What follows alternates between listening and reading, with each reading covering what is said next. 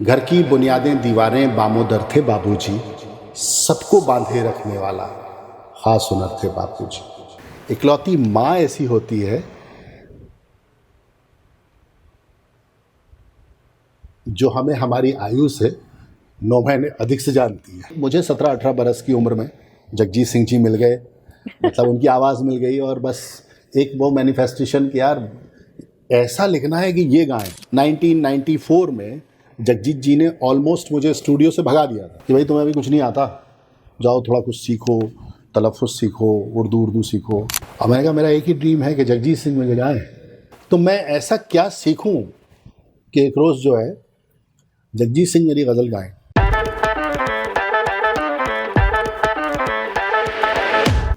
नमस्कार, आप सभी का एक बार फिर से स्वागत है द IIMT पॉडकास्ट के एक और ख़ास एपिसोड में। कुछ लोग लिखते हैं और कुछ लोग लिखकर वक्त को रोक देते हैं। कुछ अल्फाज पढ़कर भूल जाते हैं और कुछ दिल में बस जाते हैं। आज हम मिलने वाले हैं एक ऐसे कलमकार से जिन्होंने सिर्फ शायरी नहीं लिखी बल्कि आलोकनामा जिया है। Welcome to the IIMT podcast. आज हम समझने वाले हैं एक नाम नहीं, एक एहसास, आलोक श्रीवास्तव जी और उनका आलोकनामा। सर, आपका बहुत बहुत स्वागत है द IIMT पॉडकास्ट के इस चैनल में और आज के इस एपिसोड में। आपका बहुत बहुत शुक्रिया, IIMT परिवार का शुक्रिया। और 10-12 बरस बाद IIMT में आया हूँ। इससे पहले 2-3 बार योगेश जी ने मेरठ में बुलाया, तो बिल्कुल ऐसा लग रहा है कि जैसे वापस अपने परिवार में कहीं आया हूँ। मयंक जी हों, आप लोग सब हों, IIMT परिवार, आपका तहे दिल से शुक्रिया कि आपने याद किया। सर, वैसे तो आपको किसी इंट्रोडक्शन की ज़रूरत बिल्कुल नहीं है, फिर भी आज के इस पॉडकास्ट की शुरुआत मैं एक बहुत ही इमोशनल टच से करना चाहूँगी, जो कि गज़ल आपके दिल के बहुत करीब है, अम्मा और बाबूजी। कुछ लाइनें उनके लिए। अमूमन ये जो दोनों पोएम्स हैं ये मुझसे किसी भी इंटरव्यू या पॉडकास्ट के लास्ट में सुनी जाती हैं, मगर अगर आप चाह रही हैं कि मैं इससे शुरुआत करूं तो वो ऐसे है कि घर की बुनियादें दीवारें बामोदर थे बाबूजी। घर की बुनियादें दीवारें बामोदर थे बाबूजी, सबको बांधे रखने वाला खास हुनर थे बापूजी। 3 मोहल्लों में उन जैसी कद काठी का कोई न था। हमारे शास्त्रों में 3 लोगों की बात कही गई है। एक पुत्र के लिए पिता क्या होता है। 3 मोहल्लों में उन जैसी कद काठी का कोई न था, अच्छे खासे ऊंचे पूरे कद्दावर थे बाबूजी। कभी बड़ा सा हाथ खर्च थे, कभी हथेली की सूजन, मेरे मन का आधा साहस आधा डर थे बाबूजी। क्या बात है। और जिन्होंने अपने पिता को पहले जाते देखा होगा वो इन पंक्तियों की संवेदना तक ज़रूर पहुँचेंगे कि अब तो सूने माथे पर कोरेपन की चादर है। अब तो सूने माथे पर कोरेपन की चादर है, अम्मा जी की सारी सज-धज सब ज़ेवर थे बाबूजी। उनकी ही आवाज़ हमें हर सुबह जगाया करती थी, उनकी ही आवाज़ हमें हर सुबह जगाया करती थी। सारे घर का अनुशासन थे, सारा घर थे बाबूजी। क्या बात है। धूप हुई तो आंचल बनकर, देखिए मैं इसलिए कह रहा था आपकी आंखें सजल हो गई हैं। जी। धूप हुई तो आंचल बनकर कोने कोने छाई अम्मा, सारे घर का शोर शराबा सूनापन तन्हाई अम्मा। और हमारे शास्त्रों में कहा गया है कि हम पंच तत्व से बने हैं, पर मुझे ये, मैं डिसएग्री करता हूँ उस बात से। मुझे लगता है एक छठा तत्व और है।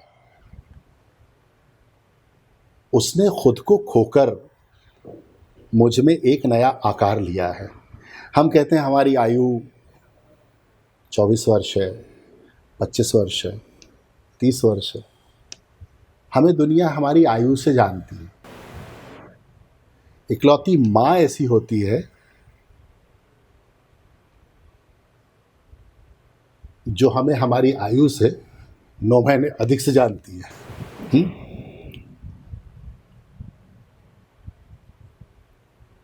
धूप हुई तो आंचल बनकर कोने कोने छाई अम्मा, सारे घर का शोर शराबा, सूनापन तन्हाई अम्मा, उसने खुद को खोकर मुझ में एक नया आकार लिया है। उसने खुद को खोकर मुझ में एक नया आकार लिया है। धरती, अंबर, आग, हवा, जल जैसी ही सच्चाई अम्मा। Very heart touching sir, getting. मैं आपसे इसलिए कह रहा था कि इसे पॉडकास्ट के लास्ट में ही सुनिएगा, क्योंकि मैं भी इमोशनल हो जाऊंगा और आपसे भी ये। तो इसके कुछ पंक्तियाँ और हैं। अगर यज्ञ हम आरंभ करते हैं तो पूर्ण आहुति के साथ ही संपन्न होना चाहिए। जी। तो मैं आपको उसकी कुछ पंक्तियाँ और सुनाता हूँ। उसने खुद को खोकर मुझ में एक नया आकार लिया है। धरती, अंबर, आग, हवा, जल जैसी ही सच्चाई अम्मा, सारे रिश्ते जेठ दोपहरी, गर्म हवा, आतिश, अंगारे, ऑल रिलेशंस। सारे रिश्ते जेठ दोपहरी, गर्म हवा, आतिश, अंगारे, झरना, दरिया, झील, समंदर, भीनी सी पुरवाई अम्मा। बाबूजी, घर में झीने रिश्ते मैंने लाखों बार उधड़ते देखे। घर में झीने रिश्ते, जॉइंट फैमिली में 10 तरह के इख्तलाफात होते हाँ हैं, जी, हाँ जी। लड़ाई झगड़े होते हैं। घर की बुनियादें दीवारें बाहोदर थे बाबूजी, और माँ क्या थी। धूप हुई तो आंचल बनकर कोने कोने छाई अम्मा। घर में झीने रिश्ते मैंने लाखों बार उधड़ते देखे, चुपके चुपके कर देती है जाने कब तुरपाई अम्मा। और बाबूजी गुजरे, आपस में सब चीज़ें तकसीम हुई, तब बंटवारा हो गया। बाबूजी गुजरे, आपस में सब चीज़ें तकसीम हुई, तब मैं घर में सबसे छोटा था, मेरे हिस्से आई अम्मा। क्या बात है। Thank you so much. अब आपने शुरुआत इतनी जज्बाती करवा दी है कि अब आगे की गुफ्तगू, आगे का आपका पॉडकास्ट कैसे होगा, I don't know. It's such a very emotional and heart touching lines and feelings, especially आपने जब ये लिखा होगा तो मतलब मैं नहीं समझ पा रही हूँ कि क्या आपके अंदर उस टाइम पे चल रहा होगा। बहुत मुश्किल है। मैं 95 में बाबूजी एक्सपायर हुए थे, और हमारे यहाँ एक रिचुअल होता है, उसे 13वीं कहते हैं, 13वें दिन जो पूजा पाठ होता है। तो ये दोनों पोएम, आप इसे फॉर्चुनेटली अनफॉर्चुनेटली जो भी कहिए, कि माँ एक्सपायर हुई थी, उसके 2-3 दिन के अंदर अम्मा वाली पोएम हुई थी, और बाबूजी जब एक्सपायर हुए थे तो उसके 2-3 दिन के अंदर ये हुई थी। और दैट टाइम एक पोएम थी जो सबसे पहले हुई थी। उस पोएम में कहीं माता पिता शब्द नहीं है, लेकिन उस पोएम के शब्द शब्द में माता पिता है। धड़कते सांस लेते रुकते चलते मैंने देखा है। धड़कते सांस लेते रुकते चलते मैंने देखा है, कोई तो है जिसे अपने में पलते मैंने देखा है। कोई तो है जिसे अपने में पलते मैंने देखा है। तुम्हारे खून से मेरी रगों में ख्वाब रोशन। एक फादर की जो विश होती है वो अपने बच्चे में फुलफिल होती देखना चाहता है। धड़कते सांस लेते रुकते चलते मैंने देखा है, कोई तो है जिसे अपने में पलते मैंने देखा है। तुम्हारे खून से मेरी रगों में ख्वाब रोशन है। तुम्हारी आदतों में खुद को ढलते मैंने देखा है। एक इकलौता रिश्ता होता है जी के जब संवाद नहीं होता पिता पुत्र में, जितनी बातें होती हैं वो सब इशारतन होती हैं या फिर माँ के ज़रिए होती हैं। तुम्हारे खून से मेरी रगों में ख्वाब रोशन है। तुम्हारी आदतों में खुद को ढलते मैंने देखा है। मेरी खामोशियों में तैरती हैं तेरी आवाज़ें। मेरी खामोशियों में तैरती हैं तेरी आवाज़ें। तेरे सीने में अपना दिल मचलते देखा है। मैंने देखा है। मुझे मालूम है, हम कहते हैं माता पिता नहीं, पर मैं इस थ्योरी पर बिलीव नहीं करता। मुझे लगता है वो हैं और हमेशा रहते हैं। वो विधेय हो जाते हैं और विधेय होकर हमारी देह में रहने लगते हैं। धड़कते, सांस लेते, रुकते, चलते मैंने देखा है। कोई तो है जिसे अपने में पलते मैंने देखा है। मुझे मालूम है उनकी दुआएं साथ चलती हैं। मुझे मालूम है उनकी दुआएं साथ चलती हैं। सफ़र की मुश्किलों को हाथ मलते मैंने मैंने देखा है। देखा है। सफ़र की मुश्किलों को हाथ मलते मैंने देखा। Thank you. Sir, I am speechless. मतलब मुझे नहीं समझ आ रहा कि मैं आपकी इन पंक्तियों के बाद और क्या कहूँ। थोड़ी सी हिम्मत जुटाते हुए आगे बढ़ना चाहूँगी आपकी परमिशन से। आप बहुत सारे हिस्सों में काम कर चुके कहीं ना कहीं। मैं अगर एक लाइन में कहना चाहूँ तो आलोक श्रीवास्तव जी का असली इंट्रोडक्शन क्या है, एक पोएट, जर्नलिस्ट या स्टोरी टेलर, और इनमें से सबसे नज़दीक आपके दिल के कौन सी चीज़ है? इमोशनैलिटी, इन सबसे परे। इंसानियत।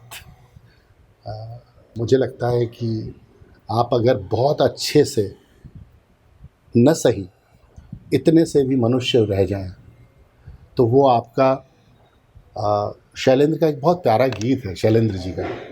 एक फिल्म आई थी धरती कहे पुकार के, उसमें एक गीत है और वो गीत है कि धरती कहे पुकार के, बीज बिछाले प्यार के, मौसम बीता जाए।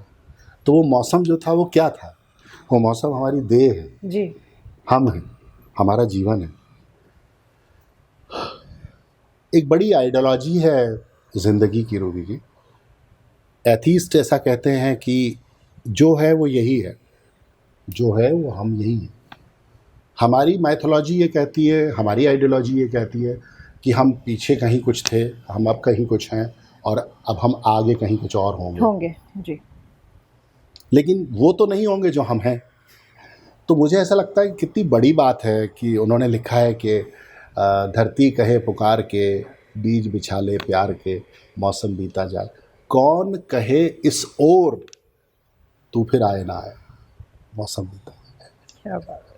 तो ये जो एक पंक्ति है कि कौन कहे इस ओर, ये जो मनुष्यता तुम्हें मिली है, ये जो जीवन तुम्हें मिला है, क्या पता इस जीवन में तुम फिर आओगे या नहीं आओगे। कौन कहे इस ओर तू फिर आए ना आए।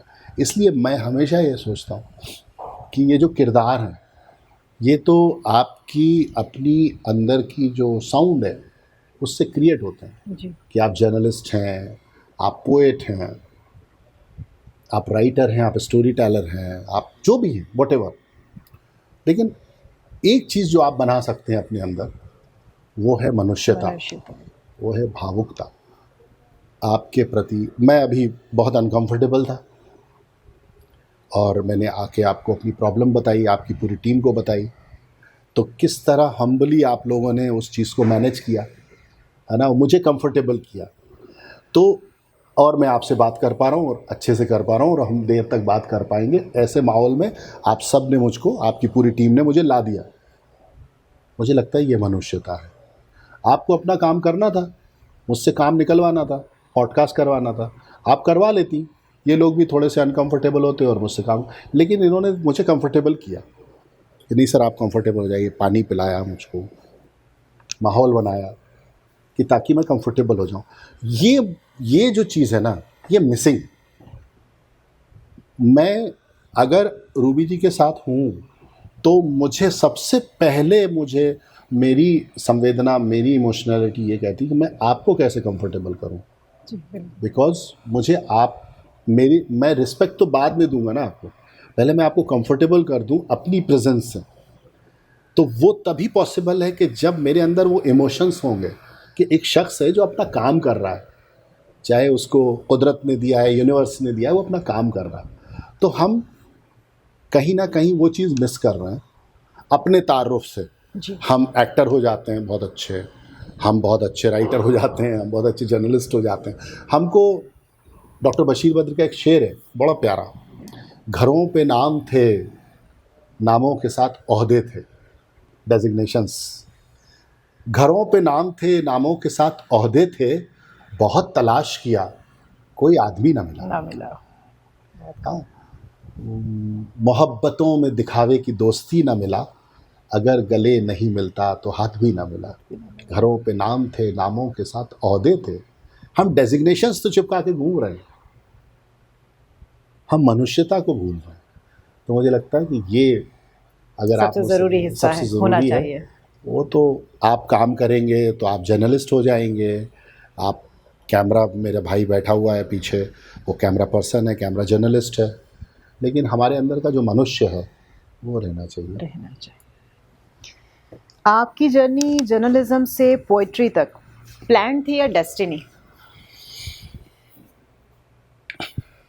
प्लान, क्योंकि डेस्टिनी आप प्लान के बाद ही बनाते हैं। कर्मण्येवाधिकारस्ते मा फलेषु कदाचन। आप वो कर्म ही नहीं करेंगे, आप वो मैनिफेस्टेशन ही नहीं करेंगे। और जर्नलिज्म से पोइट्री की तरफ नहीं गया मैं। मेरी लाइफ जो है वो रोलर कोस्टर की तरह रही। अच्छा। मैं राइटर था, पोएट था, फिर जर्नलिज्म में आया, फिर राइटिंग में चला गया। तो वो आप उसको ऐसे कह सकते हैं कि ये ज़रूर था कि पूरा घर जो था वो क्लास 1 ऑफिसर्स से भरा हुआ था।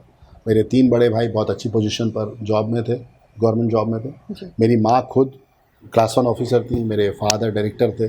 पूरा कायस्थ परिवार जो था हमारा, फैमिली, वो सब लिखने पढ़ने वाली और अधिकारियों की फैमिली थी। एक मुझे 17-18 बरस की उम्र में जगजीत सिंह जी मिल गए, मतलब उनकी आवाज़ मिल गई, और बस एक वो मैनिफेस्टेशन कि यार ऐसा लिखना है कि ये गाएं। और फिर बाद में हिंदी उर्दू के रिसाले मिल गए, मैगजीन्स मिल गए, ऐसा लिखना है कि इसमें पब्लिश हो। तो वो एक बात जहन में थी, अंदर से आवाज़ आई। हाँ, वो किसी ने उसके लिए मोटिवेट नहीं किया, वो सेल्फ मोटिवेशन था। डिमोटिवेट किया तो उस डिमोटिवेशन को भी फिर मैंने मोटिवेशन बनाया, वो एक अलग कहानी है। तो ये तो बिल्कुल तय था कि राइटर बनना है, और इसकी शुरुआत 17-18 बरस की उम्र में हुई। हम विदिशा में रहते थे, मध्य प्रदेश में एक शहर है बड़ा पौराणिक। हाँ जी, आज जानती हूँ। अच्छा जी। तो भोपाल हमारा कल्चरल हब था, कैपिटल। तो भारत भवन में एक प्रोग्राम देखने हम गए, भारत भवन या रविंद्र भवन में एक प्रोग्राम देखने हम गए।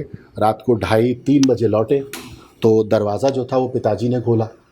और हमारी जेनरेशन में जब रात को 2-2:30 बजे पिता दरवाज़ा खोलते हैं तो दरवाज़ा अकेला नहीं खुलता, पैर का जूता भी खुलता है। तो एकदम ब्रह्म मुहूर्त में पूजे गए, और इतने पूजे गए कि सांवले से लाल पीले हो गए। और चूंकि घर जो था वो हमारा गंगा जमनी तहजीब का गहवारा माना जाता था विदिशा में, तो ऐसा गंगा जमनी तहजीब को निभाया हमने कि ब्रह्म मुहूर्त से पूजते पूजते फजर की नमाज तक पूजे। सुबह जब तो माँ ने पूछा, सुबह उठी वो, कि बेटा क्या हुआ था रात में? तो हमने कहा जो हुआ था वो आपको पता है, और जब होने वाला है वो मैं बताता हूँ। वो ये कि अब ये जितना भी मुझे पूजें पीटें और सांवले से लाल पीला करें, बनूंगा तो मैं राइटर ही। मैं इतनी पढ़ाई कर लूँगा कि जो एक हमारी कम्युनिटी में एक बड़ा वो है, क्रेज़ है कि आपको हमेशा जो कायस्थ मिलेंगे वो बड़े पढ़े लिखे, IAS IPS ऐसे सब लोग मिलेंगे। तो वो क्रेज़ मेरे फादर को, मेरे फैमिली में था। तो मैं कहा मैं इतना पढ़ लूँगा कि आपकी नाक नहीं कटेगी। ठीक है, लेकिन मैं राइटिंग ही करूँगा, राइटर ही बनूँगा। तो 18-20 बरस की उम्र में ये संकल्प ले लिया था जी। और बस लग गए थे उस राह पे। एक बहुत अच्छी चीज़ ये हुई कि जिस वक्त मैं जर्नलिज्म में आया तो उस वक्त लिटरेचर में मेरा नाम ठीक ठीक हो गया था।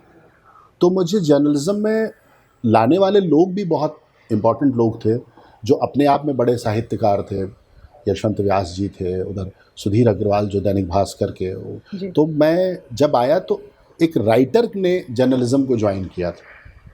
तो उस वक्त ये सहूलत थी कि आपके पास भाषा है, आपके पास साहित्य का तमीज़ है और ख़बरों की आपको नज़र है, तो आप किसी भी अच्छे इदारे में, किसी भी अच्छे पब्लिकेशन हाउस में, मीडिया हाउस में आप जॉब पा सकते हैं। तो मुझे राइटर के बाद में जर्नलिस्ट हुआ और फिर 20 बरस मतलब दैनिक भास्कर, इंडिया टीवी, आज तक मेरा, मैं अपने आप को आज तक का प्रोडक्ट इसलिए मानता हूँ क्योंकि आज तक में मैंने सबसे ज़्यादा वक्त बिताया और बहुत सीखा, लिटरली बहुत सीखा। ये सब मल्टीकैम शोज़ जो हैं, बहुत सारे ऐसे मल्टीकैम शोज़ हैं जो जिनको कंसीव भी किया और जिनको शुरुआत से किया, तो 15-20 बरस मैंने उसमें बिताए और बाद में मुझे लगा कि अब हो गया, मतलब अब ये काम भी हो गया।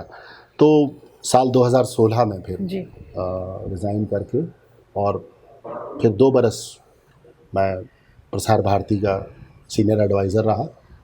18 में फिल्म आई थी वोडका डायरी, जिसके सॉन्ग्स लिखे थे, मेरे दोस्त की फिल्म थी, कुशल श्रीवास्तव, उन्होंने फिल्म बनाई थी, उनकी डेब्यू फिल्म थी। के मैनन, मंदिरा बेदी, गाने बहुत अच्छे थे उसके, रेखा भारद्वाज जी ने, उस्ताद राशिद खान साहब ने गाए थे। तो बस उसके बाद रूबी जी के सामने बैठा हूँ, पॉडकास्ट कर रहा हूँ। बहुत खूब सर। आलोक सर, आलोकनामा एक नाम है या एक मूवमेंट है? इस कॉन्सेप्ट की शुरुआत कैसे की आपने, क्या सोचा? आपके सवाल बहुत अच्छे हैं, बड़े क्रिस्पी हैं। मैं हमेशा सोचता हूँ कि लोग ऐसे छोटे छोटे सवाल क्यों नहीं करते हैं, बहुत तफसीली सवाल क्यों करते हैं। आलोकनामा एक मोमेंट ही है जी। वो ऐसे है कि करीब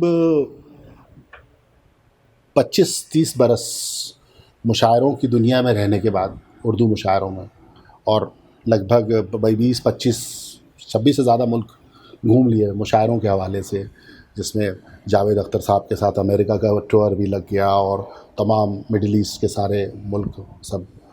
तो मैं ये देख रहा था कि मैं आता हूँ हिंदी पट्टी से, मतलब अपब्रिंगिंग तो मेरी हिंदी पट्टी की है ना, तो मैं ये देख रहा था कि जो हिंदी कविता के मंच हैं, यहाँ पोइट्री के अलावा सब हो रहा है। पोइट्री नहीं हो रही, लतीफ़े हो रहे हैं, राजनीतिक टिप्पणियाँ हो रही हैं, लोग अपनी अपनी सहूलत से अपनी अपनी आइडियोलॉजी को पुश कर रहे हैं, है ना, अपने हिसाब से। और दूसरी चीज़ ये कि उसी के समानांतर बहुत सारे युवा कविता की तरफ अट्रैक्ट हो रहे हैं, आकर्षित हो रहे हैं। मुझे ये लग रहा था कि मेरी जो जर्नी है, चाहे वो छोटी है, मतलब मैं ऐसे कोई अपने आप को कोई आइकॉनिक पोएट नहीं मानता, मैं भी लर्नर हूँ, मैं भी सफ़र कर रहा हूँ, यात्रा कर रहा हूँ, पर मुझे लगता था कि कोई भी यात्रा, जो छोटी हो या बड़ी हो, एक यात्रा तो है।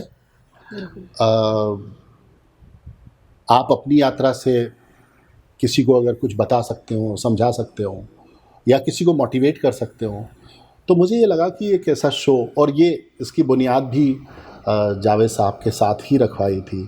हम लोग अमेरिका के टूर पे थे 2 महीने के मुशायरों में, तो वहाँ ऐसे ही डिस्कस होता था, क्योंकि फ्राइडे, सैटरडे, संडे प्रोग्राम्स होते थे, मंडे से लेकर थर्सडे तक हम लोग बैठते थे। और मैं हमेशा कहता हूँ, अपने इंटरव्यूज़ में कहता हूँ, अपने पॉडकास्ट में कहता हूँ कि जिस अजीम शख्सियत से मिलने के लिए या उसके साथ एक पल बिताने के लिए लोग तरसते हैं, द ग्रेट, मेरे लिए तो मेंटोर की तरह हैं जावेद अख्तर साहब। उनके साथ इतना लंबा वक्फा, इतना लंबा वक्त मैंने अमेरिका में बिताया, तो मुझे बहुत सीखने को मिला। तो वहाँ इस शो की बुनियाद रखी, सपनों का सफ़र। और मैंने ये सोचा कि एक पोएट अगर कहानी सुना रहा है ना, तो वो कहानी क्या होगी कि 1994 में जगजीत जी ने ऑलमोस्ट मुझे स्टूडियो से भगा दिया था कि भाई तुम्हें अभी कुछ नहीं आता, जाओ थोड़ा कुछ सीखो, तलफ़्फ़ुज़ सीखो, उर्दू सीखो। हाँ, तो मैं वापस ऐसे, जैसे आपका फर्स्ट फ्लोर पे स्टूडियो, मैं नीचे गया तो एक वड़ा पाव वाला बैठा था, जो जिसके पास में जाके बैठता था, तो उसने बड़ी अच्छी बात कही। उसने कहा कि तुम आज इनके काम के नहीं हो, पर ये ज़रूरी नहीं है कि तुम कल इनके काम के ना रहो, तो इसलिए जाओ और जाके फिर पूछो उनसे कि उन्हें ऐसा क्या चाहिए तुम्हारे अंदर कि वो तुम्हें गाएं। पॉइंट तो ऐसा वेरी पावरफुल लाइन था। तो मैं वापस गया और मैंने यही किया। जैसे इस समय मेरी आंखें सजल हो रही हैं, मैं इमोशनल था, रोने लगा और मैंने कहा मेरा एक ही ड्रीम है कि जगजीत सिंह मुझे गाएं। तो मैं ऐसा क्या सीखूं कि एक रोज़ जो है जगजीत सिंह मेरी गज़ल गाएं। तो उन्होंने जैसे ही मुझे इमोशनल होते देखा तो बिठा लिया और फिर मुझे बहुत 1 घंटे तक समझाया और 2 एक किताबें दी। लॉन्ग स्टोरी इन शॉर्ट, ये इन 1997 वो मेरी गज़ल गा रहे थे और मैं पीछे बैठा ऐसे ही ऑडिटोरियम में इमोशनल हो रहा था। लेकिन उस पूरे 4 बरस में मैंने वो सब सीखा जो उन्होंने मांगा था। तो मैं अपने शो में भी यही बोलता हूँ कि मंजिलें क्या हैं, रास्ता क्या है। जो गज़ल उन्होंने गाई थी वो उसी का मतला है कि मंजिलें क्या हैं, रास्ता क्या है, हौसला हो तो फासला क्या है। क्या बात है। तो ये सोचो कि तुम अच्छा क्या कर सकते हो। लोग आपके संघर्ष की कहानियाँ तभी सुनते हैं जब आप अपने संघर्ष में तप कर कामयाब हो जाते हैं। एक नाकाम आदमी के संघर्ष की कहानी सुनने का समय किसी के पास नहीं होता। बनता हुआ शाहरुख खान किसी को अच्छा नहीं लगता, लेकिन जब वो कुछ बन जाता है तो जिन लोगों ने उसके साथ स्ट्रगल किया होता है वो भी बताते हैं, किस्से सुनाते हैं। तो मैं हमेशा अपने नौजवान दोस्तों से कहता हूँ जो किसी भी फील्ड में आ रहे हों, चाहे कैमरा पर्सन बन रहे हों, डायरेक्टर बन रहे हों, म्यूज़िक डायरेक्टर बन रहे हों, सिंगर लिरिसिस्ट बन रहे हों, राइटर बन रहे हों, कि भाई कुछ करना है ज़िंदगी में तो ऐसा करना कि लोग तुम्हारी कहानियाँ सुनें, तुम खुद कहानी मत बन जाना। तो आलोकनामा जो है सपनों का सफ़र है और वो ऐसे ही सपने हैं, ऐसी ही बहुत सारी उसमें कहानियाँ हैं। और दिलचस्प बात ये है रूबी जी कि जब मैं ये वो शो प्लान कर रहा था तो मैं देख रहा था, मैंने बहुत सारे स्टोरी टेलिंग शो देखे, अपने मित्रों के भी और लोगों के, छुप छुप के देखे, कुछ जा के देखे, बता के देखे। तो मैं देख रहा था कि एक चीज़ मिसिंग है। हर स्टोरी टेलिंग शो में फिक्शन है, काल्पनिकता है, स्वप्न है, सच कहीं नहीं है, रियलिटी नहीं मिलती। रियलिटी नहीं है।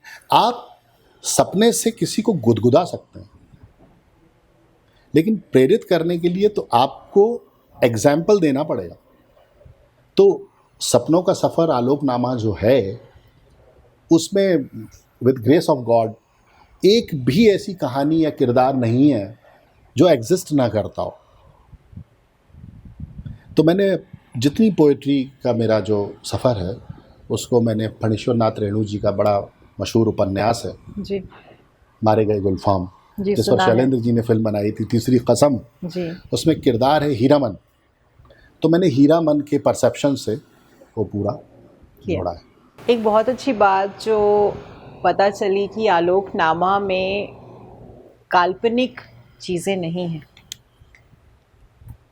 और एक हकीकत की कहानियाँ, हकीकत की कविताएं, हकीकत की गज़ल जो कहीं ना कहीं घटित है और एग्जिस्ट करता है, जैसा कि आपने कहा। इसी बात को आगे बढ़ाते हुए सर, आलोकनामा में कितने आलोक जी हैं और कितना दुनिया का सच है? देखिए, आलोक खुद अपने आप में दुनिया का सच है, रूबी खुद अपने आप में दुनिया का सच है। क्या आप अपने आप को दुनिया से अलग होकर देख सकती हैं? नहीं देख सकती। हम सब लोग जो हैं वो अपनी अपनी तरह से अपने अपने किरदारों में दुनिया का सच है, डेस्टिनी का सच है, यूनिवर्स का सच है। तो जब भी आपको ये, आपने इस पॉडकास्ट की शुरुआत अम्मा और बाबूजी से की। जी मैं आपको बताऊं, you are the first one. मैं इतने इंटरव्यूज़, इतने पॉडकास्ट करता हूँ, ये पोएम हमेशा मुझसे लास्ट में सुनी जाती है। You are the first one, मैं आपके पॉडकास्ट में कह रहा हूँ कि जिसने इसकी शुरुआत की। क्यों की? उसका रीज़न है। रीज़न ये है कि कहीं ना कहीं जहाँ यूनिवर्स में मैं एग्जिस्ट करता हूँ, मेरे इमोशंस एग्जिस्ट करते हैं, वहीं आपके इमोशंस भी एग्जिस्ट करते हैं। और जहाँ वो कॉम्बिनेशन मैच करता है, जहाँ वो कॉम्बिनेशन मिलता है, वहीं आपकी एक ट्विनिंग बनती है। तो अगर मैं दुनिया से हटकर कोई कहानी सुनाऊंगा, चाहे वो मेरी ही क्यों ना हो, तो आप उससे कनेक्ट नहीं कर पाएंगे। आप कनेक्ट तभी करेंगे जब वो आपको अपनी लगेगी। जी। तो इस सवाल के जवाब में मैं यही कहूँगा कि मेरे शो में मैं उतना ही हूँ जितना दुनिया ने मुझे बनाया है, या जितना वक्त ने मुझे बनाया, या जितना डेस्टिनी ने या मेरे अपने कामों ने बनाया। और वो आपको अपना जो आपके आसपास का माहौल है वो आपको जैसा गढ़ता है, जैसा रचता है, आप वैसे बनते हैं। और उसमें कुछ आप अपने एफर्ट्स डालते हैं कि नहीं, मुझे बड़ा अच्छा शेर है वो, जावेद अख्तर साहब का शेर है कि जिधर जाते हैं सब, जाना उधर अच्छा नहीं लगता। जिधर जाते हैं सब, जाना उधर अच्छा नहीं लगता। मुझे पामाल बने बनाए, मुझे पामाल रस्तों का सफ़र अच्छा नहीं लगता। क्या बात। गलत बातों को खामोशी से सुनना, हामी भर लेना। गलत बातों को खामोशी से सुनना, हामी भर देना, बहुत है फ़ायदे इसमें, मगर अच्छा नहीं लगता। क्या बात। तो हम अपने जो पाथ होते हैं वो बनाते हैं। हम अपनी लाइफ, अपना करियर, अपनी दिशा मंजिल बनाते हैं। और जब वो किसी को अपने सी लगती है तभी वो हमसे जुड़ता है, हमसे कनेक्ट होता है। तो मेरे शो में मैं हूँ, मेरी दुनिया है, और वो अगर आपको अपनी लगेगी तो वो आपकी दुनिया है। क्या बात है सर। आपकी राइटिंग ज़्यादा मोहब्बत से आती है या दर्द से?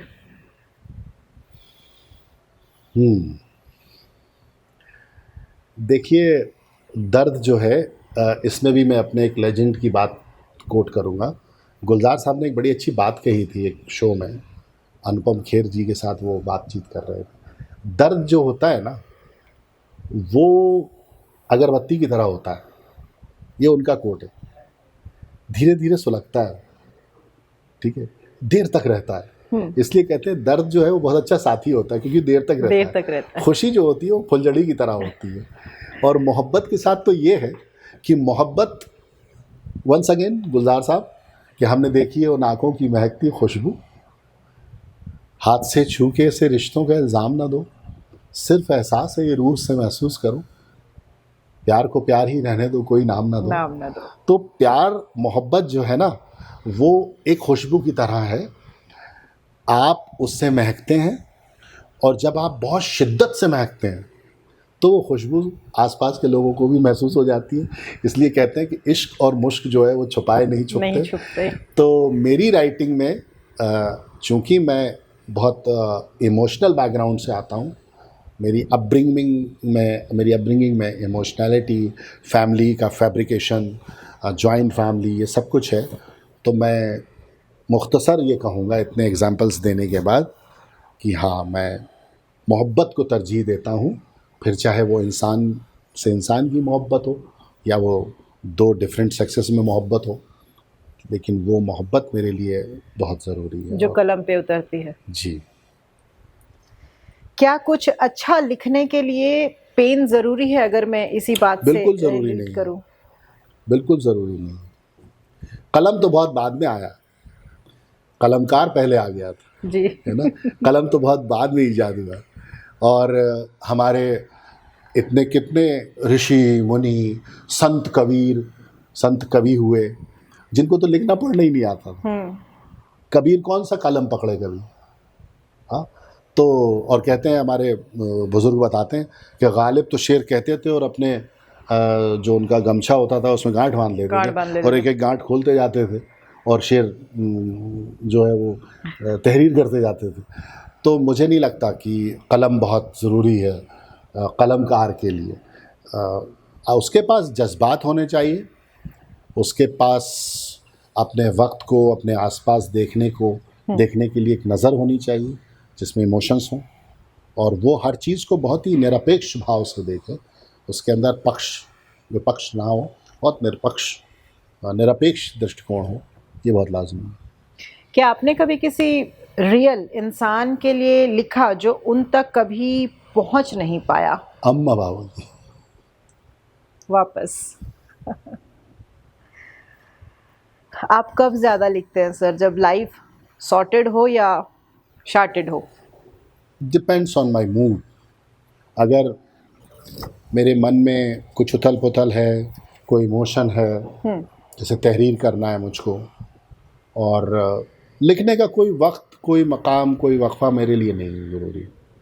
मतलब मेरे लिए बहुत ज़रूरी ये है कि मेरे मन का माहौल कैसा है।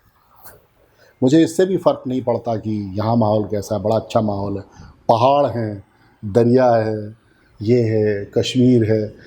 जो मैंने कश्मीर पे जो पोएम कही थी, वो मैंने कश्मीर जाए बिना कही थी।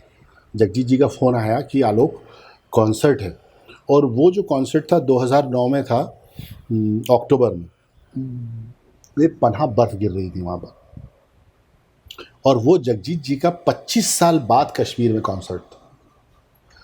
तो मैंने कहा मैं तो कभी कश्मीर गया नहीं। तो उन्होंने कहा कि ऐसे तो कौन सा पोएट है जो चांद पे गया है?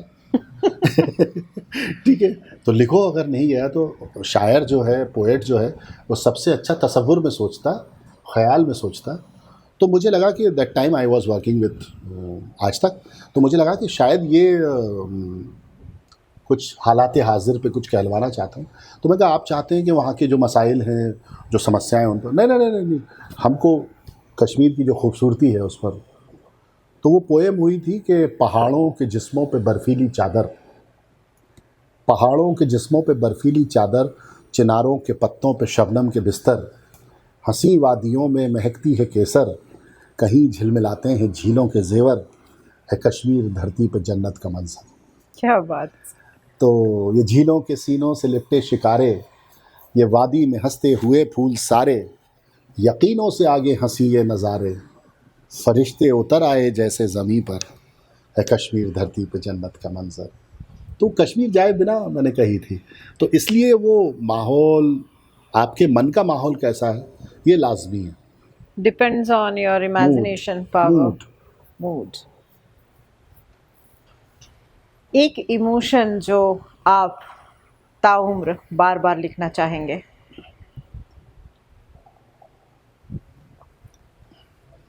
मोहब्बत। उसको, वो हमारी धरती की तरह इतनी खूबसूरत है कि आप उसे जहाँ से भी देखिए आपको लगेगा आपने आधा देखा है। मोहब्बत दरअसल बहुत, या इश्क जो है, बहुत छोटा लफ्ज़ नहीं है। माँ के पास आके उसके मायने बदल जाते हैं, महबूब के पास आकर उसके अर्थ बदल जाते हैं, दोस्त के पास आके उसके मीनिंग्स बदल जाते हैं। आपकी कोई सिस्टरहुड फ्रेंड है, कोई अच्छी फ्रेंड है, वहाँ आके उसकी पूरी की पूरी डेफिनेशन बदल जाती है। तो मुझे लगता है कि जिस तरह आप किसी गोल कोई चीज़ है, उसका आप कोना तलाश नहीं कर सकते, इसी तरह मोहब्बत है। मोहब्बत मतलब उस धरती की तरह है जिसका आपको कभी और छोर नहीं मिलेगा। आप घूमेंगे और फिर वहीं आ जाएंगे, और अलग अलग पर्वतों से होकर आएंगे, अलग अलग दरियाओं से होकर आएंगे।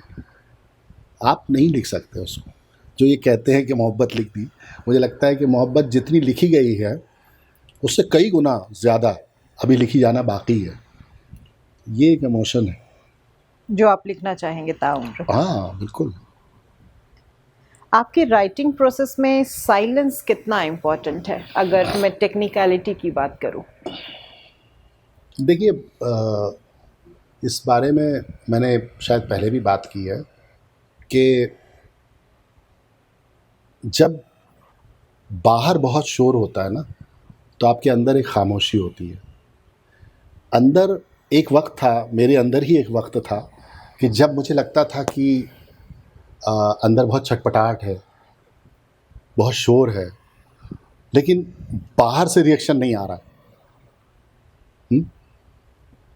बाहर बहुत अंदर की दुनिया बाहर की दुनिया से बहुत असंतुष्ट है, संतोष नहीं है, सुकून नहीं है। अब बाहर बहुत शोर है, तालियां हैं, वाहवाही है, आप जैसे ज़हीन लोगों के साथ पॉडकास्ट इंटरव्यू है, आप लोग टाइम दे रहे हैं, तो अंदर एक ठहराव है, एक खामोशी कि वो सब तो हो गया। अब ये जो अंदर का सुकून है ना। और लाइफ जो होती है ना, वो जो अल्फ़ाबेट होता है यू वाला, उसकी तरह होती है। एक, जब आप उसको लिखना शुरू करते हैं तो नीचे जाती है, और फिर आप जब उसको इख्तिताम पर ले जाते हैं अपने, ऊपर उसको जाती समापन है, पर ले जाते हैं तो वो ऊपर जाती ऊपर है। की ओर जाती है। तो लाइफ जो होती है मुझे लगता है वी या यू की तरह होती है कि जब आप लिखते हैं तो एक फ्लो अलग होता है, जी, और जब आप उस पॉइंट पर पहुंचते हैं और वहां से जब कुछ हासिल करके ऊपर आप उठने वापस लगते हैं। इख्तिताम की तरफ चलते हैं, आप अपने समापन बिंदु की तरफ बढ़ रहे होते हैं तो आपकी स्पीड स्लो हो जाती है। आप गौर कीजिएगा। तो मुझे ऐसा लगता है कि ज़िंदगी में जब आप कुछ पा लेते हैं ना, तो या अपना मन का कर लेते हैं कि हाँ मुझे राइटर बनना था और ये अचीव करना था। अब ये सब बातें अलग हैं कि नहीं मैंने जो पा लिया है अभी और पाना बाकी है, सब फिलोसफिक बातें हैं। अगर आपके अंदर कोई ठहराव, कोई संतोष नहीं है, कोई सेटिस्फैक्शन नहीं है, तो ताउम्र आप बेचैन रहेंगे। फिर चाहे आप शोहरत पालें, फिर चाहे आप दौलत पालें, कुछ कर लें। और शोहरत तो सबसे अस्थाई है, आप कितनी पा लीजिए। डॉक्टर साहब का शेर है बड़ा अच्छा, बशीर साहब का, शोहरत की बुलंदी भी पल भर का तमाशा है, जिस डाल पे बैठे हो वो टूट भी सकती है। तो अगर आपने ये थॉट्स एब्जॉर्ब कर लिए अपने अंदर कि जो है वो अस्थाई है, जो स्थाई है वो ये है कि तो जो तुम कर जाओगे, जहाँ से बात शुरू हुई थी जी शैलेंद्र जी से जी, कि कौन कहे शोर तू फिर आए ना आए, मौसम बीता जाए। तो ये जो मौसम बीत रहा है, इस मौसम बीतते हुए मौसम में ये जो आप कर सकते हो वो कर लो। बाकी तो बहुत सारी ऐसी कहानियां हैं जो अधूरी रह गई, ज़मी खा गई आसमां कैसे कैसे। जर्नलिज्म और पोएट्री, सच बोलने में कौन ज्यादा ऑनेस्ट है? Again, अगर it आप सच्चे हैं depends. तो दोनों ऑनेस्ट हैं। ये तो आपके डीएनए के ऊपर है कि आप, है ना। बिल्कुल। क्या कभी आपने ऐसा लिखा जो आप खुद फील नहीं करते या कभी जहन में ना आया हो, बस लिखा? नहीं, ऐसा कभी नहीं लिखा, कभी नहीं। फिल्म के लिए भी नहीं लिखा। जब सोनू निगम जी ने आपके वर्ड्स गाए, जगजीत साहब ने आपके वर्ड्स गाए, फीलिंग क्या होती थी सर? पहला तो आपने बताया कि जगजीत साहब को जब आपने सुना आप बहुत इमोशनल थे जब उन्होंने आपकी लिखी हुई गज़ल गाई, वो शब्द गाए। जब आपका सपना पहली बार सच होता है तो आप जज्बाती होते हैं, जी और जब आपका सपना बार बार सच होता है तो आप आभारी होते हैं। जी तो मेरे साथ भी वही होता है कि मुझे जब भी कोई अचीवमेंट मिलता है, सिर्फ गाना नहीं, कहीं पब्लिश होना, इवन आपके साथ बैठना, या यहाँ सोलो शो होना, या जिस चैनल में मैंने 10-12 बरस काम किया, आज जब उसी चैनल में मैं गेस्ट की तरह बुलाया जाता हूँ, मेरे शोज़ होते हैं, तो मैं उसका आभारी होता हूँ कि उसने ऐसा अवसर भी मुझे दिखाया कि जहाँ मैं कल काम करता था आज मैं वहाँ नाम कर रहा हूँ। तो वही होता है कि पहली पहली जो आपकी सफलता होती है वो आपको मैस्मराइज करती है, फिर धीरे धीरे आप ठहराव की तरफ बढ़ जाते हैं, फिर वो आपको काम लगने लगता है। लिरिक्स और पोएट्री, क्या डिफरेंस है दोनों में? शब्द वहाँ भी हैं, शब्द यहाँ भी हैं। कोई गीत आपका आशय गीत लेखन और कविता लेखन से, अगर आपके अंदर का पोएट एक ही डीएनए पे काम कर रहा है, आप एक ही टेम्परेचर पे काम कर रहे हैं, तो कोई फ़र्क नहीं है। आप वहाँ भी अच्छा करना चाहेंगे, आप अपनी पोएम, अपने लिए जो पोएम लिखेंगे उसके लिए भी आप अच्छा करना चाहेंगे, तो कोई फर्क नहीं है दोनों। मेरी नज़र में नहीं है। आपके किसी एक गाने के पीछे की रियल स्टोरी इन शॉर्ट? एक स्टोरी मिसिंग है, गाना नहीं था, वो पोएम थी, मिस्टर बच्चन ने पढ़ी है वो, मैं नए भारत का चेहरा हूँ। जी सुनी है। वो हाँ, उसकी बड़ी प्यारी स्टोरी है। मैं बच्चन सर के साथ काम कर चुका था, एक सॉन्ग वो मेरा गा चुके थे, मेरे बड़े भाई की तरह थे, आदेश श्रीवास्तव म्यूज़िक डायरेक्टर, जी उनके साथ कर चुका था। फिर एक शो हुआ था, उसे मैंने लिखा था, वो बच्चन सर ने एंकर किया था यहीं दिल्ली में, जब यहाँ टेलीविज़न का एक शो हुआ था उसको। तो एक जब 60 बरस हो रहे थे दूरदर्शन के, तो मुझसे कहा गया कि आप एक पोएम लिखिए दूरदर्शन के 60 ईयर की जर्नी पर, और उसको मिस्टर बच्चन से हमको पढ़वाना है। उस समय केबीसी शूट कर रहे थे वो। तो इन शॉर्ट ये कि बहुत बहुत उनको मेल्स गए, बहुत रिक्वेस्ट गई, बट वो मसरूफ़ बहुत थे, तो वो काम हो नहीं पाया। तो मुझे कहा गया कि अब आप ऐसा करिए कि चूँकि वो बिज़ी हैं, वक्त नहीं दे पा रहे हैं, तो आप इसको गवा लीजिए किसी से। तो मैंने सोनू निगम साहब से, जिनका जिक्र आपने किया, उनसे कहा कि सर ऐसा ऐसा एक गाना है। तो उन्होंने कहा हाँ बिल्कुल करते हैं। तो हम लोग रिकॉर्ड कर रहे थे, लता मंगेशकर जी का स्टूडियो था। तो जैसे ट्विटर है तो मैं ब्लेस्ड हूँ कि मुझे वो फॉलो करते हैं मिस्टर बच्चन, और सिद्धार्थ बसु जी उनके जो केबीसी शूट कर रहे थे। तो मैंने वो सोनू भाई के साथ जो अपनी पिक्चर थी वो ट्वीट कर दी। उन्होंने देखा हो तो कॉल किया कि तुम कहाँ हो। तो मैंने कहा मैं बम्बई में ही हूँ, शूट कर रहा हूँ। तो सिद्धार्थ बासु जी ने मुझे केबीसी के सेट पर बुला लिया और मुझे बताया कि शूट चल रहा है केबीसी का, तो ब्रेक आएगा तो तुम मिल लेना एबी से। ठीक है, मैं वेट करता रहा। तो मैं जैसे ही पहुंचा तो मैंने पाँव छुए और प्रणाम किया। तो उन्होंने एकदम हाथ मिलाया और कहा कि अरे भाई, हमने आपकी वो पोएम पढ़ दी है। तो मैं एकदम से, जिसको कहते हैं ना कि जिसको एक मेस्मराइज होना, या मतलब हैरत, खुशी और समझ में ना जज्बाती आना सब कि कुछ। क्या हाँ, क्या हो ये रहा क्या है। हुआ, क्योंकि ये तो था ही नहीं। था ही नहीं। तो स्टोरी ये थी कि उन्होंने वो पोएम पढ़ दी थी मेरी रिक्वेस्ट पर, और ये कहा कि वो जब यहाँ आएंगे तभी बताना उनको। तो अच्छा। मैंने इसको ऐसे लिया कि एक शख्सियत इतनी बड़ी, और वो एक कवि के भावों को इतना महत्व दे रही है कि उसे उन्हें पता है कि इसे बेहद बेहद खुशी होगी कि जब मैं इसकी कविता पढ़ूंगा। तो उन्होंने कहा वो जब वो यहाँ आएंगे तब बताना। तो वो शख्सियत मुझे सरप्राइज़ दे रही थी, और वो भी केबीसी के सेट पर। तो सिद्धार्थ बसु मुझे लेकर गए ग्रीन रूम में, और उन्होंने अपना लैपटॉप खोला और उसमें फिर मुझे वो दिखाया जो आप देखती हैं, मैं नए भारत का चेहरा हूँ। जी। सो दैट ये मेरे लिए एक बहुत, जैसे कहते हैं ना, एक बहुत बड़ा अवार्ड कि एक शख्सियत जो जिससे लोग मिलने को तरसते हैं वो आपको सरप्राइज़ दे रही है। सरप्राइज दे रही है, क्या बात है। आपको क्या लगता है, इंस्टाग्राम पोएट्री रियल आर्ट है या सिर्फ कंटेंट? Reel art.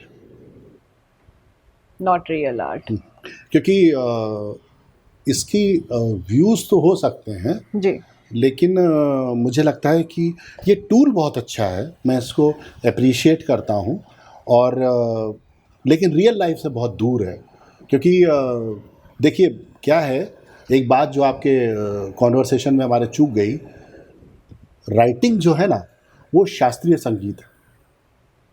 आप जितना रियाज करेंगे उतना कम।